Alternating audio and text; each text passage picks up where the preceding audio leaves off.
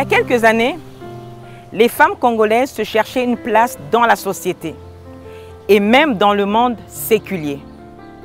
Aujourd'hui, les femmes sont plus actives dans le monde du travail avec un taux de 63,6%.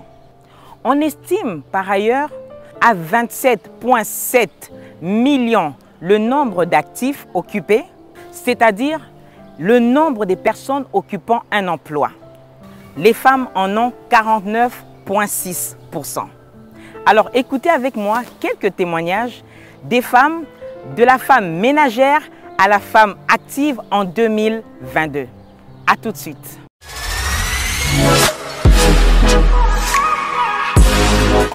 Aujourd'hui, je pense que c'est une journée qui a quand même pris de la valeur, de l'ampleur. Aujourd'hui, la femme, elle s'est quand même relevée, elle n'attend pas tout de l'homme et elle apprend à se débrouiller, à faire en sorte que sa vie ne soit pas seulement tournée vers les autres, en attente des autres bien sûr, mais elle se met en valeur et elle se prend en charge de sorte à ce que demain, si elle se retrouve seule, qu'elle soit en mesure de tenir.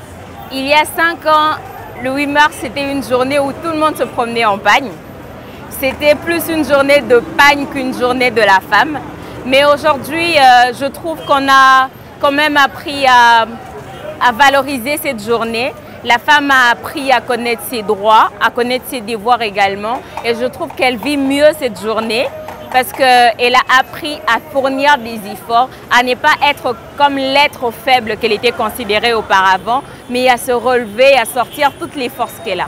Moi, je pense quand même ça va parce que moi-même, là, je suis commissaire supérieur à la police. Donc, je suis une femme. Et il y a des femmes généraux, il y a des femmes ministres. Moi, je pense que quand même ça va. Auparavant, la journée était beaucoup plus concentrée sur le superficiel, sur la façon de s'habiller. Or, aujourd'hui, nous, on a une autre vision. On a grandi, on a acquis d'autres expériences, on a une autre vision de cette journée. Je pense que je peux me mettre en pantalon, mais tout en ayant un bagage très expérimenté. Aujourd'hui, cette journée, pour moi, c'est l'occasion de montrer au monde entier que la femme est forte. Et bien plus forte qu'on n'osait l'imaginer auparavant.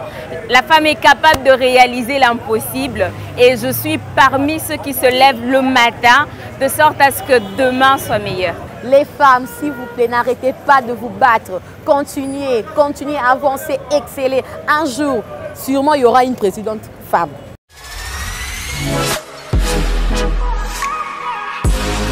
En 2018, la dite journée avait comme thème la promotion de la femme maraîchère, c'est-à-dire l'agriculture, avec comme but l'autonomisation de la femme dans ce secteur.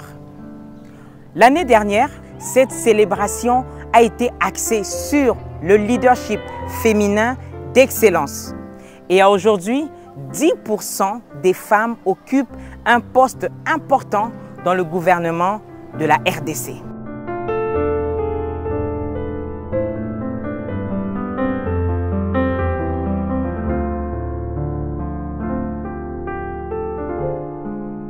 En conclusion, la femme a un leadership d'influence.